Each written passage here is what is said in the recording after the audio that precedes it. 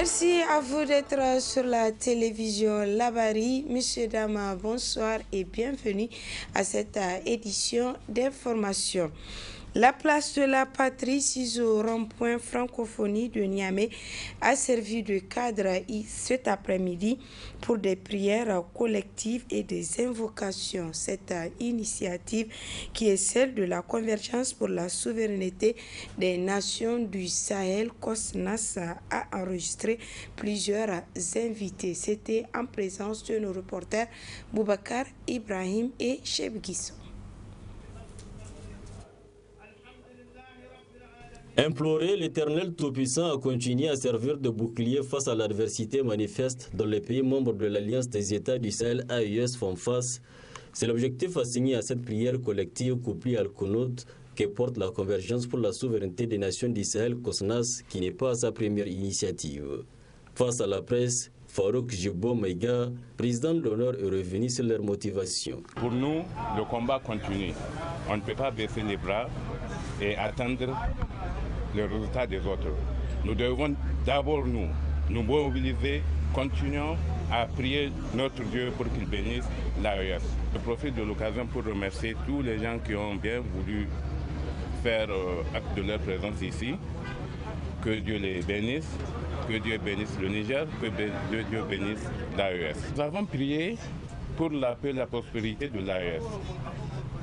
La sécurité, le seul message que j'ai à transmettre pour les populations de l'AES, c'est de rester mobilisés, vigilants face au terrorisme, face au néocolonialisme. Témoignant son attachement à l'idéal porté par les trois chefs d'État, le coordonnateur de la Convergence n'a pas manqué d'inviter les habitants de l'AES à faire preuve de plus de constance. Nous sommes à notre énième activité, toujours dans le cadre de soutien au peuple de l'AES. Donc, d'où cette initiative pour la paix, la quiétude sociale et l'émergence pour nos trois pays.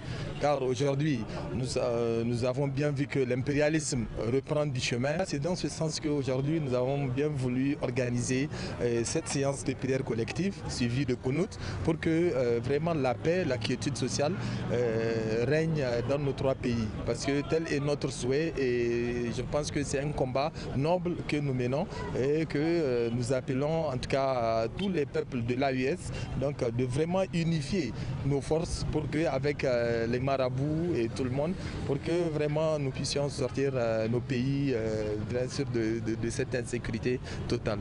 Il faut que nous arrivions à maintenir cette mobilisation constante pour que en tout cas vraiment éradiquer cette insécurité qui est totale, qui est à nos portes, parce que vous avez vu tout dernièrement où des chefs d'État, un ancien chef d'État impliqué dans le cas de terrorisme, juste là ici à côté au Burkina Faso. Donc ce qui est malheureux, ce qui est déplorable. Retenons enfin qu'en plus des membres de la coordination et de leurs invités, ils étaient nombreux les partisans guidés par la même motivation à prendre part à cette initiative.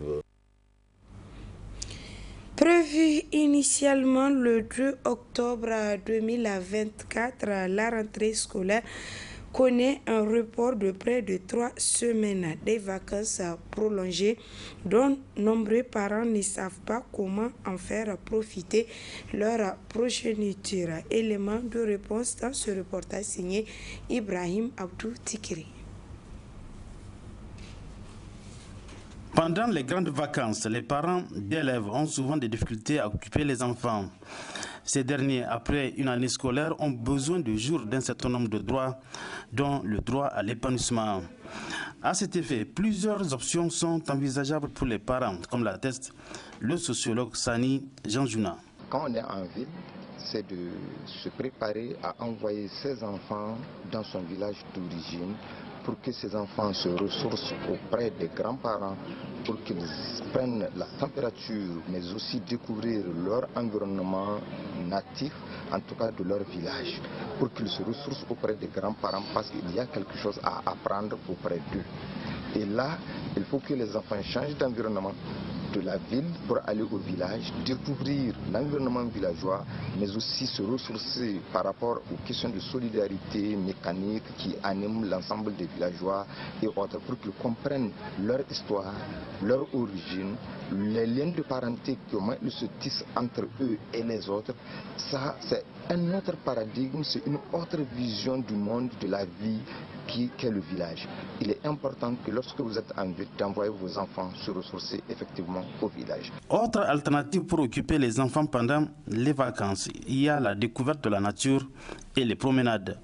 Mieux, le placement dans les écoles coraniques est aussi une opportunité pour les parents. Il y a lieu maintenant pendant ces vacances de les amener pour qu'ils arrivent à trouver des endroits agréables dans des parcs où ils peuvent jouer avec d'autres enfants, imaginer des choses, organiser aussi des petites promenades en brousse aux alentours de la ville, par exemple du Niamey ou aux alentours de certaines villes, grandes villes, pour qu'ils voient les champs, qu'ils découvrent certaines réalités, l'environnement, la nature, pour qu'ils soient en communion avec ce monde qui les entoure, qu'ils perçoivent de loin, mais qu'ils viennent être, qu'ils soient réellement dans la réalité, qu'ils peuvent tâter d'eux-mêmes. Il ne faut pas oublier qu'on doit les préparer par rapport à leur éducation pour qu'ils s'insèrent socialement. Cela voudrait dire qu'on va les placer dans des écoles coraniques où ils vont apprendre encore à lire le Coran, à comprendre qu'il y a une partie qui doit être consacrée à ce monde ici-bas, la quête du bien, mais en même temps, il faudrait bien qu'on soit éduqué religieusement pour gagner aussi à l'au-delà. Les droits ici, c'est droit à cet épanouissement, à la jouissance, au jeu, à une certaine forme de prise de conscience liée vraiment à leur âge qui puisse quand même leur permettre de s'épanouir avec leurs semblables. Et c'est là où l'enfant va connaître son plein épanouissement et grandir avec toute la joie qu'on attend de lui.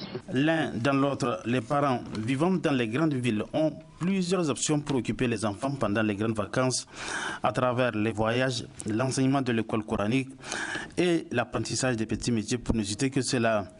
L'objectif général est de contribuer à un épanouissement de l'enfant. Véritable calvaire pour les habitants du quartier Bangabana dans le 5e arrondissement communal de Niamey. Les eaux ont tout détruit, poussant les habitants à demander le secours des autorités. Le reportage est de Hassan Saleh Mustafa et Sadouni.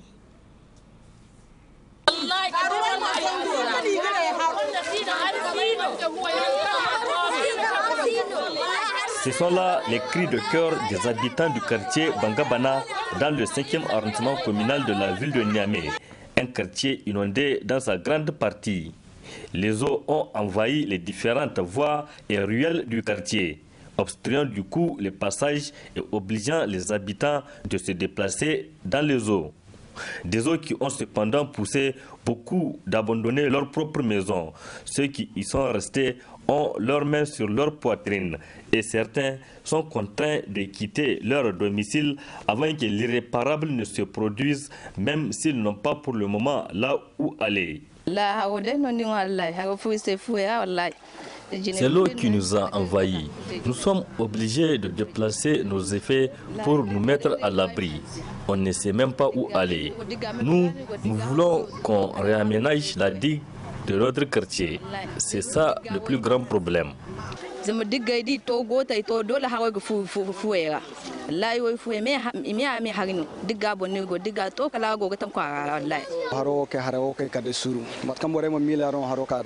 Cette année, la pluie nous a causé beaucoup de dégâts. Les gens sont dans une situation très difficile. L'eau a tout envahi. C'est le manque de caniveaux qui nous a amenés dans cette situation.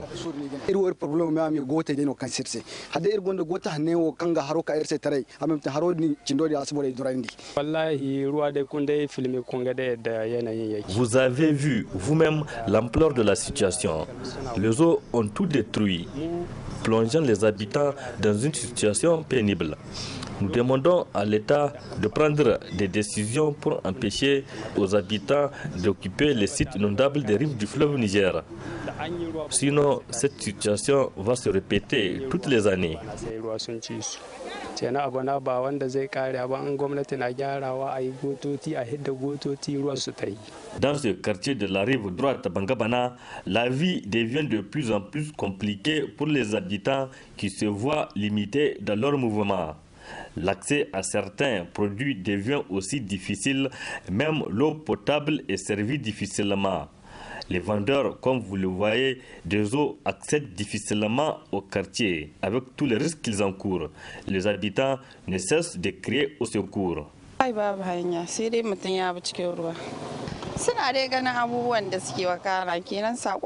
Vraiment, il n'y a pas de voie d'accès dans ce quartier. Nous sommes obligés de passer dans les eaux. Nous demandons aux autorités de revoir notre situation. Beaucoup n'ont même pas où aller. L'eau a rempli partout, ça rentre dans les maisons. Donc les gens sont obligés d'utiliser les tuyaux là pour faire sortir l'eau des maisons. Et quand il faut sortir l'eau des maisons, ça remplit la voie. Donc on est obligé de passer dans l'eau avec les verres et tout pour aller en ville. Actuellement c'est l'inondation. L'inondation, on est obligé de passer dans l'eau avant de quitter le quartier. Problème des taxis. Bon, les taxis refusent de rentrer dans le quartier. Donc on est obligé de descendre au bord du goudron et marcher pour aller chez nous. Ce que je peux dire aux autorités, c'est de trouver des solutions pour faire des caniveaux dans le quartier. Cette situation est fréquente chaque année ici. Le problème est qu'il n'y a pas de caniveaux pour permettre l'évacuation des eaux. C'est notre souhait à l'endroit de l'État de nous faire des caniveaux dans ce quartier.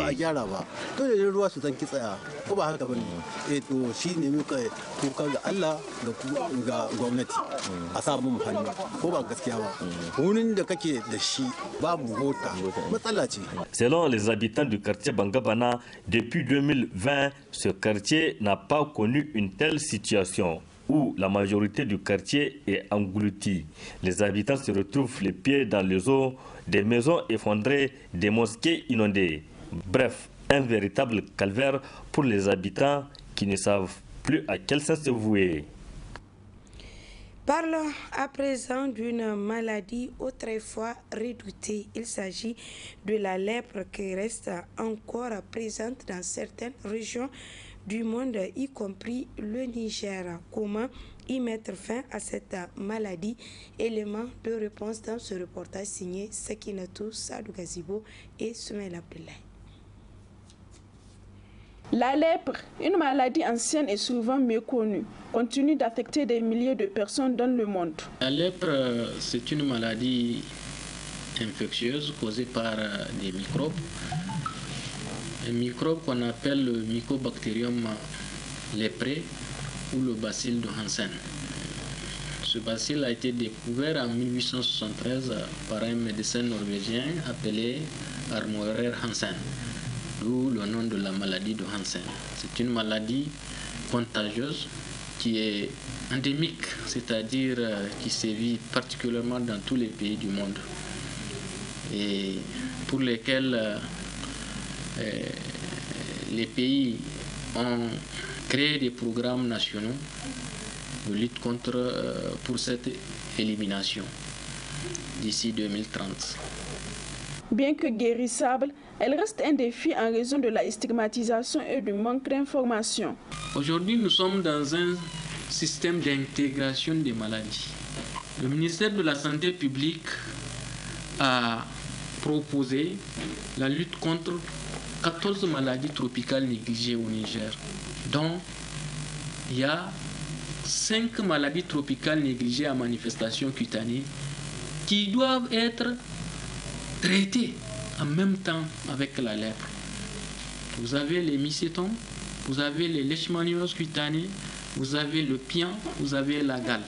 Donc en plus de la lèpre, ça va nous faire aujourd'hui 5 maladies tropicales négligées que nous devrons gérer concomitamment avec la lèpre et avec les autres dermatoses mineures. Comment donc éviter cette maladie? Faire attention aux signes de la lèpre qui peuvent être cutanés ou bien neurologiques. En présence de ces signes-là, c'est-à-dire la tache rouge parfois insensible, où il faut très vite faire recours au niveau des formations sanitaires pour pouvoir se faire dépister et traiter avant que l'on ne tombe dans les séquelles. C'est que la lèpre, ce n'est qu'une maladie, n'est-ce pas? Ce n'est pas un mauvais sort qui fait ça, ce n'est pas parce que tu as juré sur le Coran ou autre qui fait que tu as la lèpre, non, loin de ça. La lèpre, c'est une infection. Une infection est liée à l'environnement. Hein? Les microbes qui sont dans notre environnement, tu peux faire un palu, c'est une infection. Tu peux faire une infection pulmonaire, c'est une tuberculose. Donc ça, c'est les modes de contamination. Il faudrait essayer de faire recours aux formations de sanitaires et de laisser les préjugés qui ne vont servir à rien. Avec un traitement accessible et gratuit, il est possible de guérir de la lèpre. Mais pour y parvenir, l'information et la sensibilisation des populations restent essentielles. La lèpre n'est pas une fatalité, elle peut être vaincue avec la bonne prise en charge. Voilà, point final de cette édition. Merci à vous de l'avoir suivi et restez en compagnie des programmes de la télévision Labari. Et très bon début de week-end.